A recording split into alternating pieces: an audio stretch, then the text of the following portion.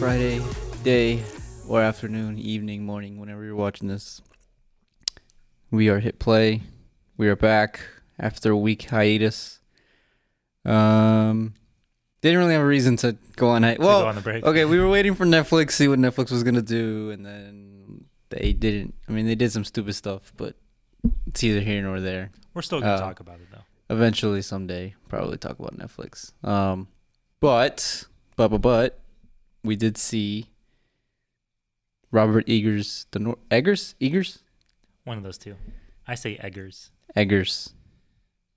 We'll go Eggers. Robert Eggers, The Northman, the new movie starring Alex Skarsgård. Is it Alex Skarsgård? Yes. There's too many Skarsgårds in Hollywood that throws me off every time. It's like him and his brother, and that's it.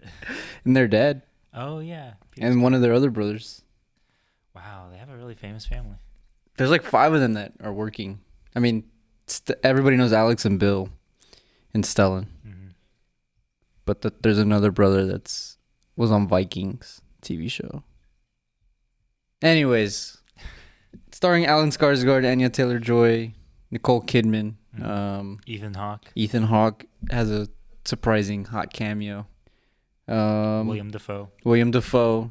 Once again, shooting from the 3-point line. As always, I always love a good William Dafoe character.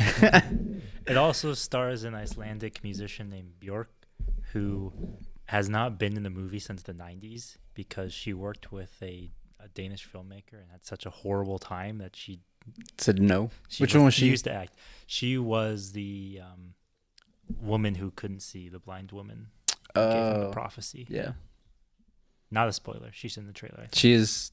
Well, it's not a spoiler. It's a spoiler now. A spoiler now. Nah, it's a. Yeah. Anyways, opening remarks on spoiler-free The Northman. I have not seen the other movies from Robert Eggers. I have not seen The Witch, and I have not seen The Lighthouse, although you have seen The Lighthouse. I have seen The Lighthouse. I wanted to watch this just because I like Vikings. Yes. And I like Norse mythology. I think that stuff is so cool. So I was excited to see this, and I thought it was pretty good. See you guys next week. You made that joke every single time, too. Yeah, no, it is good. It's good. And it's nice to. I am always a sucker for mythology. I think mythology is often underutilized, in terms of just like adaptations. Excuse me. I think there's a lot more we could do with that. So when a Norse mythology is being adapted, it's like semi-adapted, kind of, sort of. Inspired by. Do you know what your point is? Do you know what you're saying? Okay. I'm getting there. Can I talk? It's like semi-adapted, but it's always nice to see that into like, it's just a breath of fresh air, it feels like. That's so, like, the whole time I was watching the movie, I was like, oh, this is nice, you know? Like, this is a nice sip of sweet tea on a cold night. Or, since they're Vikings, ale. Or ale, yeah. I don't know. I don't drink ale. But I will also agree with you. I appreciated how much the Norse mythology and the pagan traditions played a part in this movie. Yeah. I think usually when people make stories about Vikings, they just focus on the normal, like, Viking debauchery. Yeah. This one actually, like, they worship gods in this one. And they, like, have, it's nice to see them as more than just like the stereotypical barbarians. Because I mean, that's how we interpreted Vikings for so long, because of, we had our, like, when I say our version, I mean like the Anglo-Saxon, Western European view of the Vikings, of like, these are savages, they come, they kill us, they rape our women, they take our babies. Pillage. Yeah, they steal our stuff. It's like they had actual traditions and cultures and like a hierarchy and like a feudal system. Not really feudal system, but you know what I'm saying? Like there was something there, and they were civilized. Yeah. Or they at least had their own culture. It was different than, the other Europeans. Different than Rome. Romans, they were not. That I'll say that much. But It was cool to see that aspect of Viking, like Nordic peoples. Yes, that was very nice to see. And I did appreciate the wackiness because like there's some debauchery. Like you said, when people talk about Vikings, they always talk about but it's always straight edge to a degree. Like there's always like they delve into religion, but they don't get into like the wackiness of what like vision quests, like surreal and prophecies, and like sitting around a fire and going like barking like dogs for 10 minutes just because that's their peoples. And it was cool to see that, and to like it shows why these people were wired the way they were to a degree. So I thought that was cool, being in history, fun, fanatic, I guess. I don't know, a history appreciator, I'll say that much. I thought that was cool to see. I will say, in terms of the viewing experience of this movie, the music stood out almost immediately. Go see it in theaters. Right off the bat. Yeah. It is not only very loud, actually it's very loud, to the point where it sometimes overrides like you're being able to take in other information, because the soundtrack is just so loud in theaters, which I thought was kind of cool, actually. I appreciate that. It's not as bad as like A Great Gatsby, where it's like awfully loud. Tenet. Yeah. Tenet. No. Yeah, it was cool. As well as just in general, the visuals. I think the setting and the locations, although the story takes place mostly in Iceland and it was shot in Ireland, it still looks like Iceland. It looks cold. It looks cold. Even though there's like almost no snow in the movie, it looks cold. Yeah. That much is true. Those two things stand out for me just in terms of watching the movie. The acting, Skarsgård does a very good job. I think the little boy who portrays him as a kid, whoever is the casting agent, I don't know if you felt this way, but the kid looked like younger Skarsgård. Or Skarsgård looks like the kid. Like, there were just moments where how they would frame his Skarsgård face, I would still see the kid's face. Something about their bone structure. You know what? I did notice that. Yeah. Because there were some scenes where he's like making this ominous, like he's at a weird angle with how he's showing his face. I'm like, why are they doing that? Like, that's weird. Like, just have him look at the camera normally. But now that you said that, I can see why they did that. Whoever casted that kid to be younger Skarsgård did a fantastic job. Yeah, it's very hard to. I think we're both on the record saying that kid actors are often bad.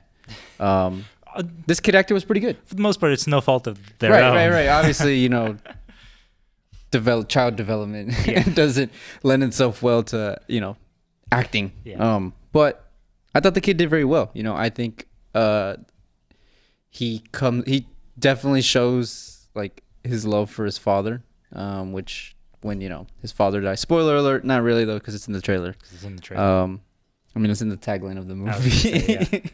But when the father dies, you do feel like damn, you're watching a son watch his dad die in front of him. Like it's really hard to pull off when it comes to kid actors, at least. I can't even think of movies where I've been like, wow, that was pretty. Like that's brutal. Like I was like, can I imagine myself in his shoes right now? Could I have empathy? Yeah, right yeah. I was like, yeah, I probably could, because he looks like he's going through something right now. But yeah. So I liked Skarsgård. I think he's one of the good actors of this generation. He does a good job, despite the fact that a majority of this movie is him standing there menacingly. Yeah. Even when people talk, you can barely understand what people say because they have such thick accents. Yeah. But even still, just the way he stands, he's just... Yeah. Anya Taylor-Joy, I liked her accent.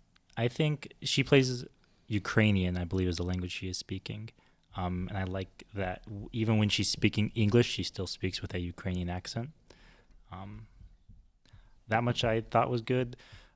I think for her, though, because she's a secondary character and therefore just doesn't have much development, the fact that the majority of her character is standing there menacingly doesn't lend itself to so much when we don't know the backstory of her. We don't know how she got there. We don't know why she's helping him other than he's hot.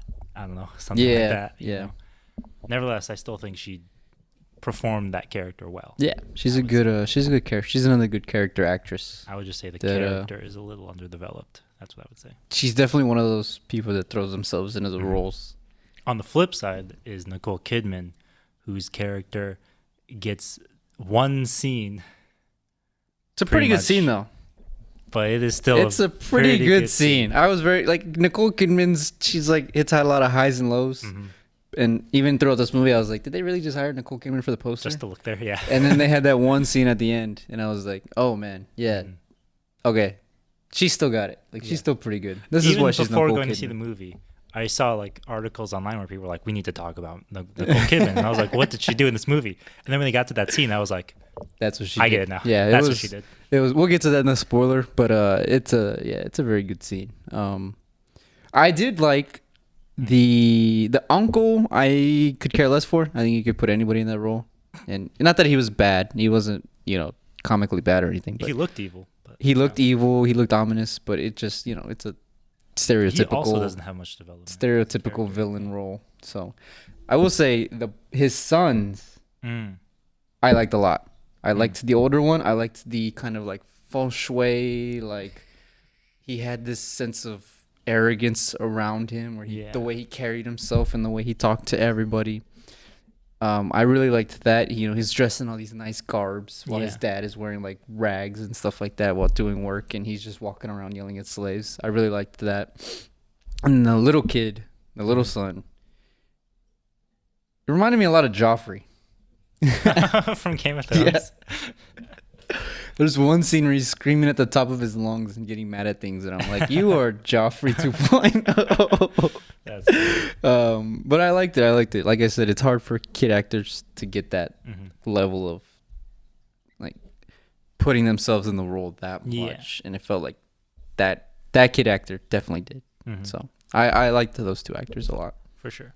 Now, you have seen The Lighthouse. I have seen The Lighthouse. How does this stylistically compare? It's similar to a lot of it is lockdown stuff. It's, weird angles. It's establishing shots that are kind of funky. And obviously, The Lighthouse is different in that it's shot at a weird aspect ratio and it's black and white. And so there's a lot more he was able to do with the black and white in terms of just like actual cinematography. It's similar, but it's also different because in The Lighthouse, there's not really a lot of moving shots. It feels like you're watching an old school 1920s movie where the camera's just sitting still and it's like shot, reverse shot. I see. Weird angles. This movie, there's a lot more like dollying and there's a lot more track movement and stuff like that. So I did appreciate, while it's still there in terms of like, this is definitely in the same style, it's different. Which I liked because I did not like The Lighthouse.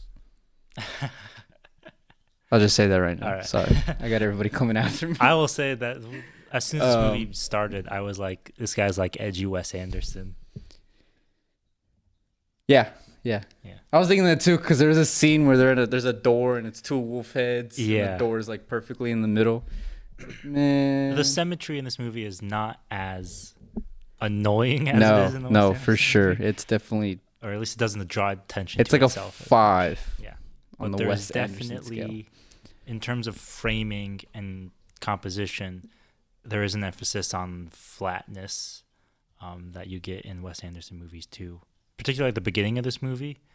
I don't know if you felt this, but the first like 10 or so minutes felt like Shakespeare, which isn't to say that it like. Because it's the story that would go on to inspire Hamlet, but it felt like they were taking that, and trying to make it seem like Shakespeare at the beginning. Because not only in terms of how characters were framed on the screen that would mimic like being on a stage, but just like the way they spoke at the beginning. So, yes. Yeah, the way they were like, "Oh, my king, I come returning to you." Like, what the hell is this? Act 1 of Romeo and Juliet? Well, no, it'd be Hamlet. Or Hamlet, yeah. No, I agree. All right. It's a lost art, I'll say that much, in terms of blocking, whether it's camera or actors. Yeah. Wes Anderson is like probably the only person who does that. And I anymore. think it was so nice to see like actual, like, I'm gonna move, like the actor's gonna move this way and we're moving in this way. The camera's moving perpendicular with them, and the way when they reach each other and they go together, and like just stuff like that was just like, man, it takes a lot of time and patience, not only just to set up the scene, but to actually like rehearse it to where it's like, we're landing at 22 seconds at this spot. Actor needs to be here. Yeah. We're going to do 6 takes of this. I was thinking that where there were certain scenes where I was like, I just imagine like a second AD with like stopwatches along his wrist. Like, all right, you go. Okay, now you go. Okay, now you go.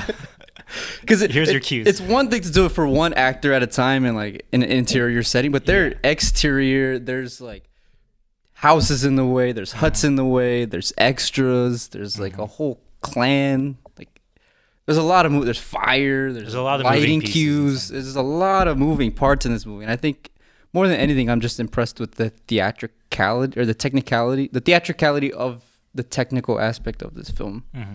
That's not to say that the screenplay or the acting weren't great. It's a good screen. I mean, obviously, it's the inspiration for one of the most inspirational plays ever. So to say like, oh, the screenplay is bad, that's not true. But I was just blown away. Like, this is what a good adaptation should be. It should be taking older text and just adding some modern flair to it. And I think it does it wonderfully. I really enjoyed this movie. What would you rate it for a non-spoiler? I'd have to give it like an A. An A? Yeah. Yeah, there's like one thing that's stopping it from being an S, which we'll get to in a couple minutes. But I would give it an A. It's got a great soundtrack. It's got good acting, especially from the main, Skarsgård, Kidman, Taylor-Joy, wonderful. The kids. I would give it a B, and I enjoyed it because, like you, there is also more or less one aspect of this movie that is preventing it from being an A, which I will get to in the spoiler section of this. That being said, though, although I might spend the rest of this podcast episode talking crap about this movie, I do recommend you go and see it. Yes, I definitely do. Save independent movies. This is definitely one of those instances where even if I might say that there are issues with this movie that prevent me from liking it a whole lot, it still represents the intersections of what we should be supporting in movies, which is independent and original artistic visions. And judging by how this is performing at the box office, I think it could use a little... Where is it at? So when did it open? It opened a couple weeks ago. On the 22nd, I think, was its wide release. But it's currently sitting at 24 million. On what's the budget? Around 90 million. Jesus Christ. Yeah. Wow. Yeah. So streaming better pull through for this one. Who distributed it? The production companies or the distributors? Distributors were Focus and Universal. Well, Focus is for America, but what was it? New Regency was the studio for it. Yeah. And I have some words to say about them. Interesting. Let me ask you this before we go into the spoilers. Unless you have anything to say after me. Is Robert Eggers a director you're going to keep your eye on from now on? Not having seen his prior work. Seen it, only ever having seen this one. Would you go back to see his prior work? I do. I wanted to go back and I want to watch The Lighthouse at the very least. But yeah, I mean, part of the reason why I didn't watch his other movies was because they just didn't interest me in terms of their concepts or even in terms of just stylistically. They seemed a little Wes Anderson-like, and I'm not a big fan of Wes Anderson movies. This one, I like Vikings, and I had heard good things about him, so I was like, seems like a good combination. And I did enjoy it, so I will, at the very least, I think I'll watch The Lighthouse. The Witch, still doesn't, to me, seem too much up my alley, but The Lighthouse I've heard very good things about, for sure. This is totally off topic, but back at ASU, I went to a Halloween party, and a guy who was in the film school came dressed up with a lighthouse on his head. And we were like, "What's your costume?" He's like, "I'm the lighthouse from the lighthouse." Did he have two buddies dressed up as William Dafoe? No. That would have been funny. That would have been perfect. I think he had like a little pigeon or something like that with him. That's hilarious. I love that. Anyway, totally off topic, but yeah. Shout out to that guy. Shout out to that guy. If you're around. Is it somebody I know? No. Oh, okay. He was probably like a freshman or something. Oh, okay. Cool. All right. Are you ready to get into spoilers? Anything else you want to get into, or is that it? Nothing else. Cool. All right. What is preventing this movie? Spoilers. Okay. Yeah, spoilers. Okay. What is preventing this from being an S? For me, there's no character development whatsoever in these movies. In this movie. Okay. To that degree, let me start by saying this. Which is intentional. How much of that is because you wish that they had developed the characters more, like I was saying with Anya Taylor-Joy, her character. There's like, she just appears, and then she just is already immediately falls in love with him. Yeah. How much do you wish that it was like they would develop these characters beyond what is written in the myth, and how much of it is because we have seen this type of story so many times, so many different ways before, you feel like it's just hard to develop characters to that degree? Because if you know the story of Hamlet, you know which characters are going to die by the end of the movie. Yeah. Or at least disappear. And also talk so that way the lawnmower doesn't get into the audio. We are recording. Yeah, I don't know. I don't know. I just my God. That Taylor-Joy character just really bothered me because she's just like a Deus Ex. She's basically a Deus Ex Machina, but not really like badly one. It's just kind of like, hey, there's this girl who's gonna help you out just because you're ripped and have an 8-pack and you're also tall. And it's like, yes, but why does she like him? Like that's like, even if you give me some BS reason, like, oh, he saved her. Yeah.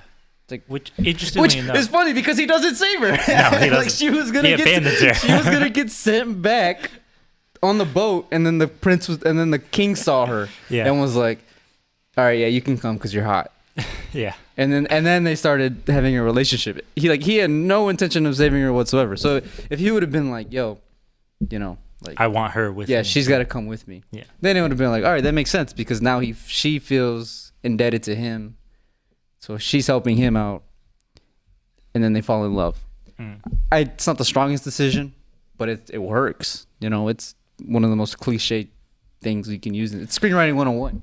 For me, what's interesting is that in Hamlet, her ex-B, Ophelia, gets way more development than in this movie alone. But a lot of her motive in Hamlet is just her obsession with Hamlet. Yeah. And in this movie, I don't feel like that obsession comes across with enough justification. Yeah. Or with enough, like... Do you think they had chemistry? Because if you go and watch Hamlet with the Kenneth Branagh and it's Kate Winslet, I think. Like, there feels like there's something there. Yeah. It's nothing crazy. You know, it's not Leo and Kate. They are reading Shakespearean dialogue, so but to that degree. Yeah. But like here, I just... Yeah. Part of it I didn't really feel chemistry from them.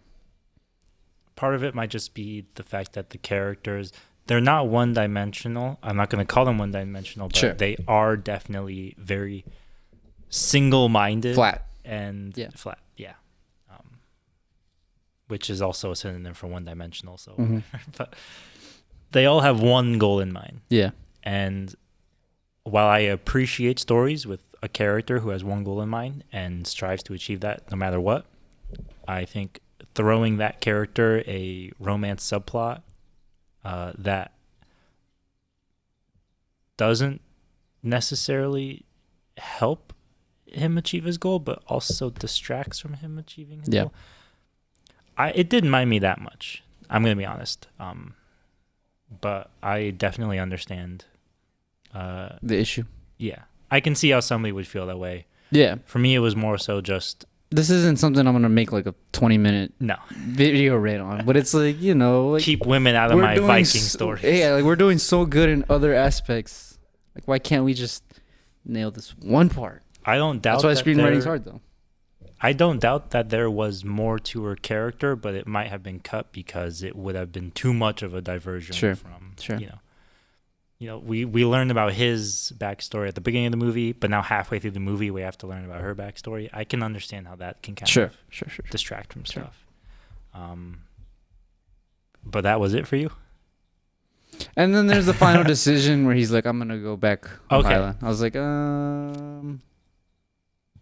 I didn't know how I felt about that. I knew exactly how I felt about that. I have one rule. Never, a character should never turn around. That is my only rule. It's part of the reason why I don't like Mad Max Fury Road, because they turn around. Both symbolically and actually. Symbolically and literally, the character is going, let's go here. Never mind. Let's just turn back and go the other way. Yeah. It completely ruins all progress and momentum in your story. Yes. Yeah. Because I actually, I was thinking of the ending. I was like, oh shit, they're actually going to end the movie where he lives. Yeah. That's good. I actually liked that ending more. And then he's like, yeah, I'm going to go back. I was like, we were onto something here. I saw that on Reddit. That was on the top comment on Reddit where somebody was like, oh, you're pregnant? Bye. Oh, I was like, we were getting onto something here. He had found a new meaning in life. He found a new purpose. He found a new objective. He realized, you know what? It's not worth it because the past life I knew was not what I had thought it was. There's this whole breaking down of his childhood in his face from his own mother, by the way. And it's he's like, you know what? It's it. I'm moving on from my past. My past happened. My father died. And I'm just going to move on. I have kids to take care of now. And then it's like, psych, bitch, I'm going back because we need that cool lava shot. And I'm like, no. Why? It frustrated me. Yeah. No, it definitely frustrated me. For sure. Jeez. Yeah, that is probably one of the most irritating plot points. That's why for me it's just a general rule across the board to just characters should not turn around. But it's a good rule. Yeah. Anyway, speaking of his childhood being broken down in front of his mother, that scene from... Can we talk about that scene? So here's the thing. In Hamlet, a lot has been written about Hamlet's relationship to his mother as the lawnmower passes by a second time. Coming up our stairs? And so going into this movie, I was thinking, all right, Nicole Kidman just vanishes for almost half this movie. And I'm like, does the original plot have that same dynamic between Hamlet and his mother that Shakespeare's Hamlet does? And in one scene, they said yes. when he comes up to her, she comes up to him, and is like, "Oh, you're my son. That's so great." Also, by the way, no, I did everything on purpose. By the way, it was me the whole time. It was me, Dio. I was the madman, just twirling her mustache. In terms of in her performance in that scene, it is very intense. That's a banger. Yeah.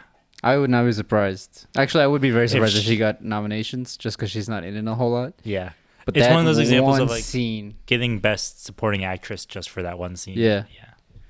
I mean, that's an Oscar, we show this clip at the awards. Yeah. And you get a big round of applause for that. That is a really good scene. Mm-hmm. Just her spitting venom. She was so that's what she was. She was venomous to him.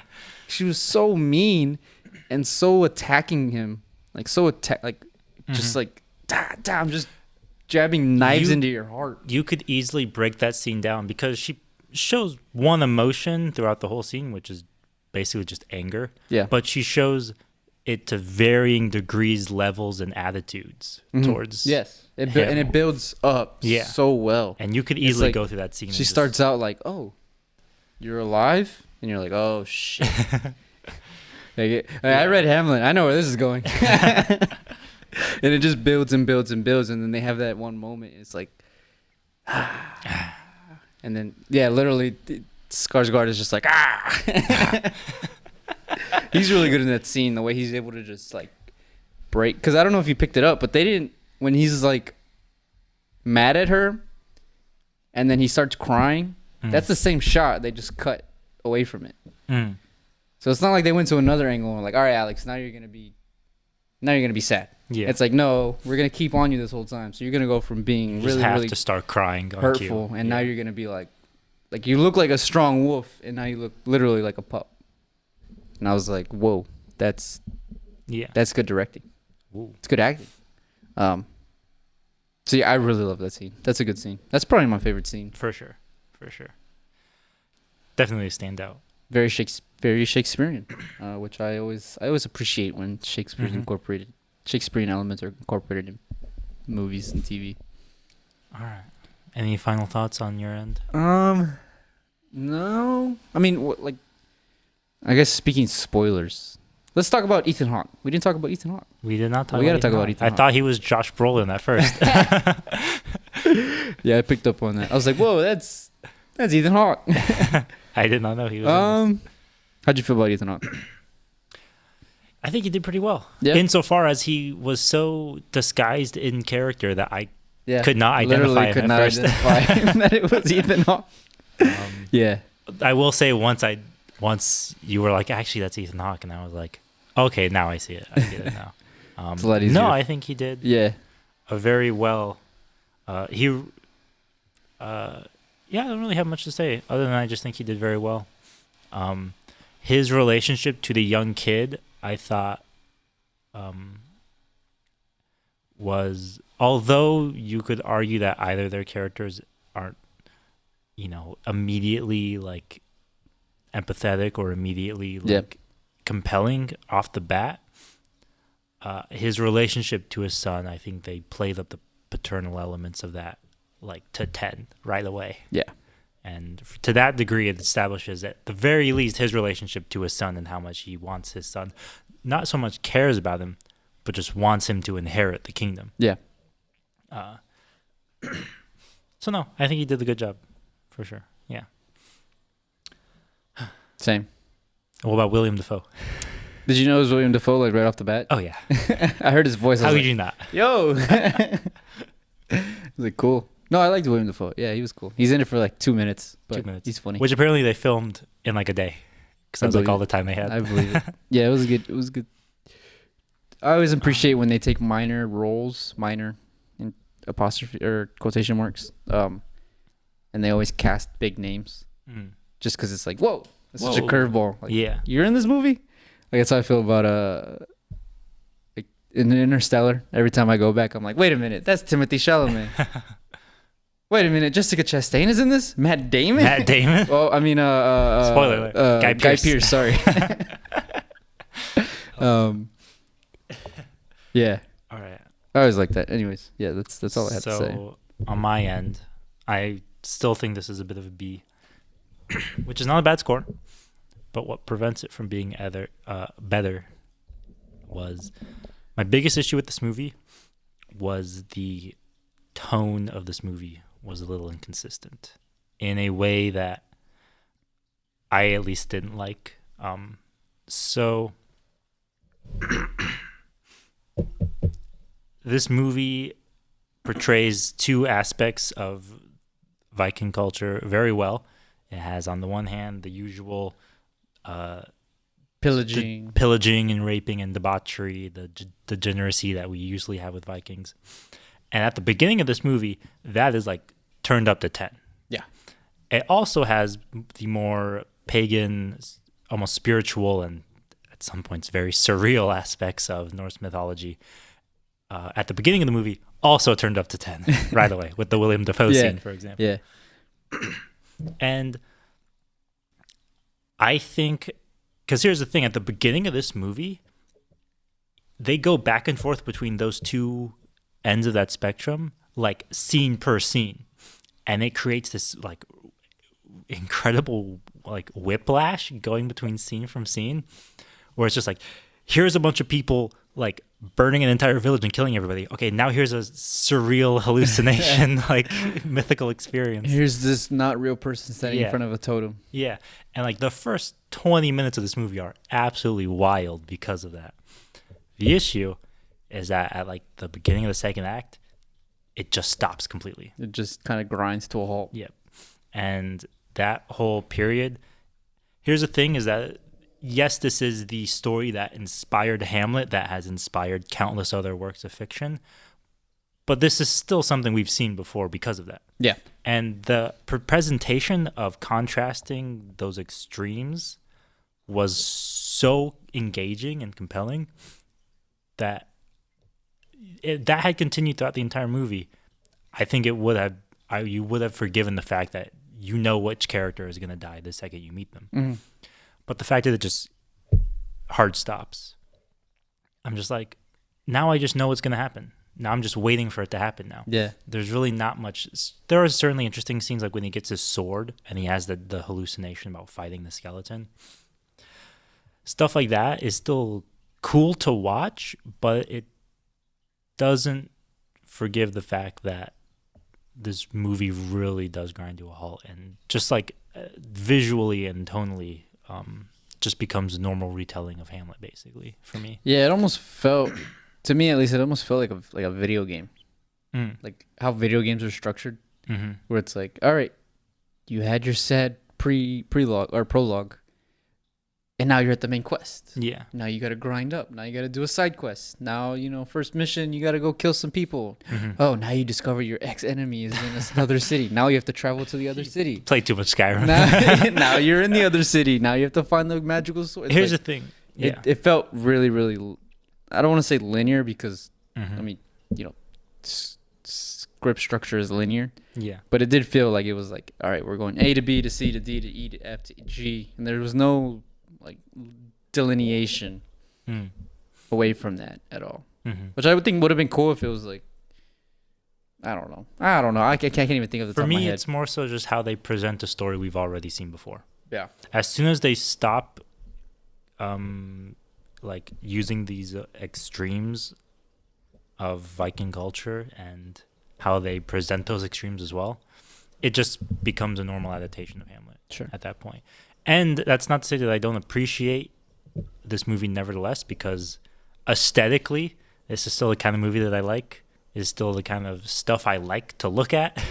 Very pretty to look at. Yeah, for sure. But I have seen movies like this and stories like this that sit on either ends of those extremes that are very good. I feel like if this movie had just continued to be kind of in the middle ground, I think this also would be a much better movie, in my opinion, which I should say. I know I said that I had some things to say about New Regency when we brought up the studio. They wanted this movie to be more on that action-oriented revenge plot, whereas Robert Eggers wanted this to be more of the slow-moving surrealist side of things. And he felt like he found the middle ground with this cut of the movie. I would agree to say this movie has both. The issues is that the beginning of this movie is just far more compelling, not well placed, than everything else. Yeah. Yeah, that's and fair. That being said, there are movies on either end of those spectrums. Like, if you wanted to see a version of this movie that was much more slow paced and much more atmospheric and focused on the kind of surreal elements of Norse mythology, there's a great movie called Valhalla Rising, which is directed by Nicholas Winding Refn, who did Drive. And it stars Mads Mikkelsen too. Shout out to him. And then on the other end, the like brutality, the revenge story, The Revenant, which I remember mentioning, was like, this movie is very similar to The Revenant in some degree, but not enough that it like elevated. I feel like it's a revenge story. Yeah, that's what I would say. Because this is a good example of, we've seen this idea before. The differences and originality will come in how you execute it and present it to us. Sure. And it starts off incredibly interesting and then just kind of falters. And that, to me, as I was thinking about it, I was like, if I wanted to watch a brutal, like, revenge story, I would just watch The Revenant. Or if I wanted to watch a slow-paced Viking inspired, murder story, I would watch Valhalla Rising. Yeah. But this movie just kind of sits in the middle. For that, I appreciate it, and I'm glad it's here. But that is, for me, the biggest issue with this movie, I would say. And I'm not of no fault of Robert Eggers himself. I think if he had made the movie as slow-paced and atmospheric and focused on mythology as he wanted it to be, I think it would have been a good movie. I think conversely, if he had just been, revenant levels of violent throughout, it also would be a good movie. I think the issue is trying to balance both worlds. Balance both of those. Yeah. He just didn't have enough material to do it for long enough. Sorry, sure. I choked literally halfway through saying all that. For sure. All right. Well, that's all I have to say about this movie. It's a good movie. Go watch it.